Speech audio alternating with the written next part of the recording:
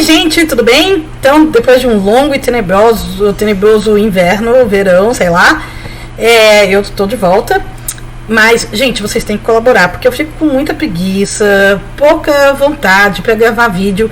E vocês não estão dando like, vocês não estão se inscrevendo, o meu canal não cresce, muito pelo contrário, quer dizer, eu sei que eu não tô ajudando também. Mas vocês também têm que colaborar, tá? E o maridão falou que meu olho tá meio vermelho, mas eu acho que não. Pelo que eu tô vendo aqui, não tá. Enfim, gente, eu tinha que fazer esse vídeo já faz uns 5 dias que eu tô querendo fazer. E eu não fiz ainda, mas agora vai. Então, eu queria falar sobre uma matéria machista, né, bem misógina, que foi publicada na Carta Capital, que é uma revista que todo mundo conhece, muito progressista, de esquerda. Semana passada, né? Então, e eu não vi tanta gente falando disso, então eu queria falar, como eu falei, eu já queria falar desde a semana passada. Então é sobre isso que eu vou falar. E vocês, por favor, se inscrevam no canal, façam todas essas coisas que vocês sabem que é pra fazer. Então, vamos passar a vinheta e aí eu volto. Então, gente, o Nilando Beirão, que é o editor especial da Carta Capital, publicou uma matéria chamada Mulheres que Envergonham as Mulheres. Aí já é um pouquinho problemático, né, que um homem tem que escrever uma matéria desse tipo, né, como se fosse em nome das mulheres, porque ele está falando que essas mulheres envergonham a nós, mulheres, né, então podiam ter encontrado uma mulher jornalista para escrever essa matéria. Mas, enfim, esse é o primeiro ponto problemático, né? E aí ele critica várias mulheres de direita, né, que estão associadas mais à direita, como a sinistra Damares, do meio ambiente, do Ministério, né, de Direitos Humanos, a Carmen Lúcia, outras juízas como a Carolina Lebos, Gabriela Hart, Érica Malena, a promotora Carmen Elisa, a jornalista Leila Nagli e Raquel Sherazade, as deputadas Joyce Hasselman e Janaína Pascoal, a atriz Regina Duarte, essas foram as que eu vi, né? Eu não sei se tinha mais algumas. Por exemplo, né? Então, sobre a juíza Carolina Lebos, ele disse: faz suspeitar que, se fosse lesbos, a mera literação a faria mais feliz. Quer dizer, né, é uma coisa completamente patética, né, usar a sexualidade, né, dizer que qualquer sexualidade de uma mulher a faria mais mais feliz, né, então ela ser hétero a faria mais feliz, ela ser lésbica seria mais feliz, né, isso mesmo como piada, eu entendo que a matéria seja um tipo de piada, seja humorístico, mas é um humor bem batido e bem sem graça. Quer dizer, se fosse um humor que viesse de direita, a gente criticaria igual, né? Então, só porque vem de uma revista de esquerda, a gente não deve criticar? Eu acho que não, né? Sobre a Joyce Hasselman, né, que é uma figura deplorável, ele diz que é uma espécie de Augusto Nunes de calças. Então, Augusto Nunes, a gente sabe que é outra figura deplorável, né, que deu um tapa, né, no Glenn Greenwald recentemente. Então, comparar a Joyce Hasselman com o Augusto Nunes não tem nada de errado, né, são realmente dois jornalistas de extrema direita, né, e são realmente pessoas muito estúpidas. Mas, olha como ele critica, né, uma espécie de Augusto Nunes de calças. Aí já tem um efeito meio homofóbico, né? Porque ela mesma, a própria Joyce, já se descreveu, né? E tem outras deputadas também, a senadora, que se descreve como Bolsonaro de saias, umas coisas bem ridículas, né? Que eu espero que em breve essas mulheres tenham vergonha, né, do que elas disseram, porque no mundo civilizado ninguém gostaria de se comparar com Bolsonaro, né?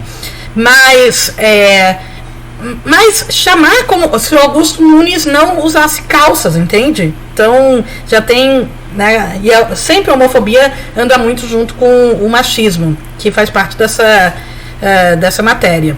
Mas eu acho que as duas piores situações são quando ele escreve sobre a Carmen Lúcia e sobre a Damares Alves. Então a Carmen Lúcia, eu vou ler o que ele escreve sobre a Carmen Lúcia, tá?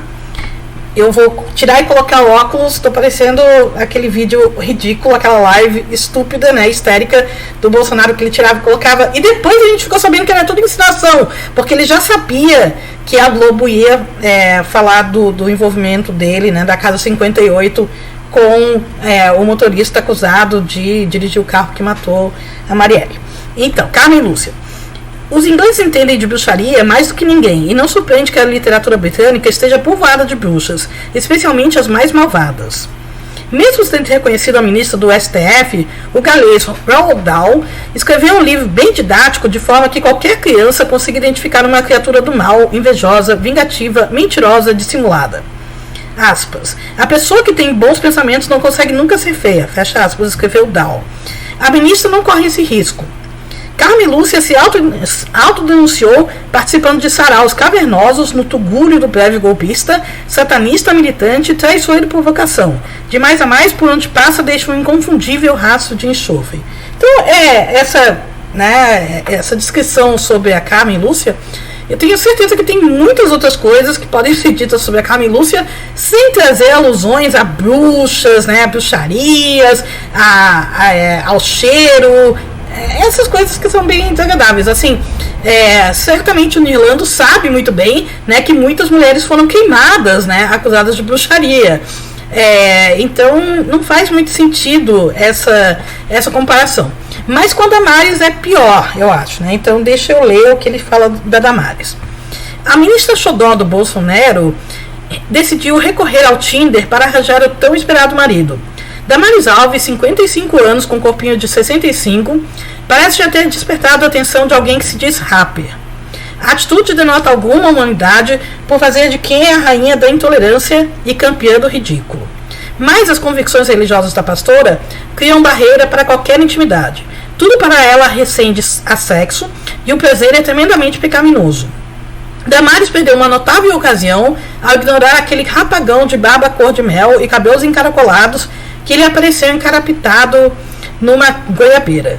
A pastora, que acredita até em mamadeira de piroca, não entendeu que o guapo mancebo era um presente dos céus para sossegar a sofreguidão dos seus Países Baixos. Quer dizer, a gente sabe, né, que a Damares tem 1001 coisas para ser criticada, né? Ontem mesmo ela fez um papelão, né, mais um. Não sei se foi uma cortina de fumaça, como tantas outras, mas fingindo que ia dar uma coletiva e ficar em silêncio para lançar uma campanha falando que nenhuma mulher deve ficar calada, né? Então, ela, sem dúvida, ela é patética, né? Ela, semana passada mesmo, praticamente junto com essa matéria, ela anunciou que ia fazer uma linha direta para denúncias contra professores, né? Então, esse é o nível da sinistra, né, que a gente tem, mas ela não é muito diferente de outros sinistros do Bolsonaro, né? Quer dizer, e realmente haveria diferença se fosse a Damares e não, por exemplo, o Magno Malta, o Marco Feliciano, né? Qualquer um desses caras, o Silas Salafrária, e qualquer um desses caras que são pastores, né? Que são religiosos, né? E seria patético ter essa gente no Ministério de Direitos Humanos, como a gente já teve o Marco Feliciano como, né, como secretário, né, como secretário não, o que ele foi, que a gente fez um escândalo, né, e ele ficou um tempão e fez fama para ele também, né, que ele foi da comissão, presidente da Comissão de Direitos Humanos na Câmara, foi patético. Enfim, então tem um monte de coisa para ser dito sobre a Damares, mas não precisa recorrer a essas coisas que são estereótipos, são clichês e são super machistas. Por exemplo, 55 anos com corpinho de 65. Gente, é o seguinte, tem duas formas super clichês, né, que são consideradas misóginas para criticar mulheres. Uma é pela aparência física, né? Isso daí é clichê, então você falar de corpinho de 65 uma ofensa machista. E a outra é falar da sexualidade. Então, tudo, não só que, se fosse hétero seria mais feliz, se fosse lésbica seria mais feliz, mas também tá precisando de homem, falta de pica, tudo isso, né? Mal amada, tudo isso está relacionado com a sexualidade. Então, o que eu sugiro sempre é que a gente tem todo o direito de insultar mulheres, a gente tem todo o direito de xingar mulheres, inclusive, né? De criticar mais pesadamente, isso daí faz parte do vocabulário da maior parte das pessoas, né? Faz parte da comunicação. Eu não acho que a gente tem que deixar de xingar uma mulher por ela ser mulher, sinceramente, mas a gente tem que encontrar outros meios de xingar mulheres que não seja recorrendo a esses dois clichês super machistas, né? A gente pode xingar por outros motivos. E com a Damares, na verdade, eu só fiquei sabendo dessa matéria, para falar a verdade, porque uma leitora me mandou um tweet em que a Damares estava criticando essa matéria e, obviamente, né, como é muito do feitio delas, se queixando do silêncio das feministas e da esquerda quanto a essa matéria, sendo que já tinha várias pessoas que tinham criticado a matéria antes dela, né? Então, mas eu acho que ela tem razão de reclamar, não reclamar do silêncio das feministas, porque cá estamos nós criticando a matéria, mas de criticar como ela é tratada nessa matéria, né? Então, realmente não é uma coisa que seja necessária, né? A Damares é um caso complicado, porque quando a gente ficou sabendo dela, a gente, assim, de esquerda, né, o país em geral, digamos, eu, pelo menos, nunca tinha ouvido falar dela, eu acho, né, antes dela se tornar sinistra. Então, ou se eu acho que eu nunca tinha visto nenhum vídeo dela, nem nada, enfim. Mas quando ela apareceu, foi naquele vídeo do pé de goiabeira, né? Então, a gente achou aquilo, sinceramente, com razão, absurdo, né? Mas eu, sinceramente, só vi aquele pedacinho do vídeo, que ela tá falando que ela, quando menina, quando tinha 10 anos, estava em cima do pé de goiabeira e estava se sentindo muito mal, e aí ela recebeu a visita de Jesus, né? Jesus foi lá. E assim, não tem nenhum problema uma pessoa achar que viu Jesus quando está no pé de goiabeira. O problema eu não sei, né, ser ministra, né, de direitos humanos e falar uma coisa assim, né? Quer dizer, ela falou isso antes, mas ela usa isso aí ainda hoje, né? Ela se defende e ela se sente muito atacada quando isso aí é mencionado, porque ela depois, quando a gente aprendeu, né, qual que era o contexto desse acontecimento na vida dela, foi que ela tinha sido estuprada por pastores, né, por gente religiosa, quando ela era criança, e ela estava pensando em tomar veneno e ela desistiu porque viu Jesus. Mas, enfim, eu acho que a gente ainda pode, ninguém está rindo dela ter sofrido abuso sexual, muito pelo contrário. Se tem alguém que condena abuso sexual de qualquer parte, né, inclusive de pastores, e a gente não tenta tirar proveito político disso, ao contrário do que eles fazem, né? Como, por exemplo, o caso Juan, que para eles politizaram totalmente o caso para atacar duas mulheres que são lésbicas, né? A gente não faz isso, não fazemos, né? A gente critica todo tipo de abuso sexual e a gente sempre fica do lado das crianças, das mulheres, de qualquer pessoa que sofre abuso sexual. Mas a gente não estava rindo disso, né? Então, ela fez um vídeo sobre isso e a gente viu aquele pedaço do vídeo. Enfim, uma coisa que eu sempre digo é que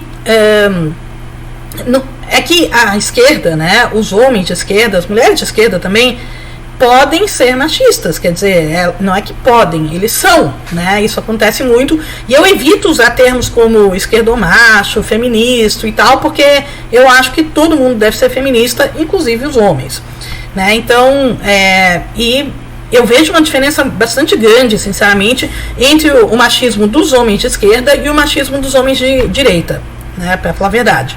Então, para os homens de esquerda, quando eles são expostos, quando o machismo deles é exposto, eu acho que tem uma certa vergonha, rola uma certa consternação, né? Eles pedem desculpas muitas vezes, somem por um tempo, né? Não é uma coisa que é aplaudida de modo geral.